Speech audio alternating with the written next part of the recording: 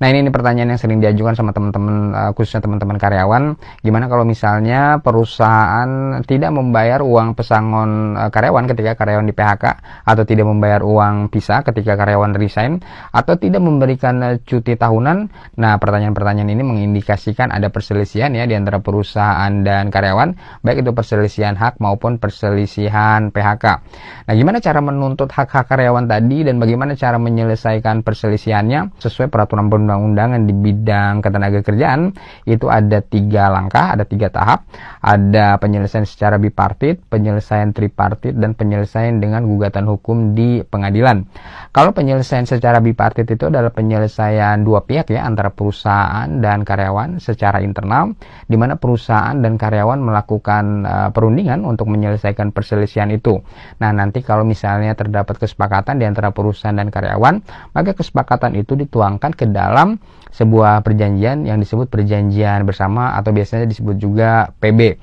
Nah, persoalannya adalah ketika misalnya perundingan itu tidak menghasilkan kesepakatan, maka penyelesaian perselisihan itu bisa dilanjutkan dengan penyelesaian secara tripartit.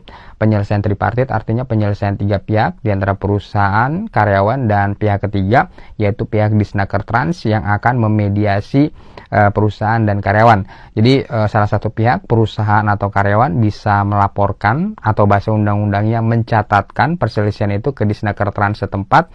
Tinggal nanti Disnaker Transnya yang akan memediasi perusahaan dan karyawan tersebut di dalam sebuah perundingan tripartit. Nah, nanti kalau misalnya di dalam perundingan tripartit itu tercapai kesepakatan, maka dibuatlah perjanjian bersama atau PB.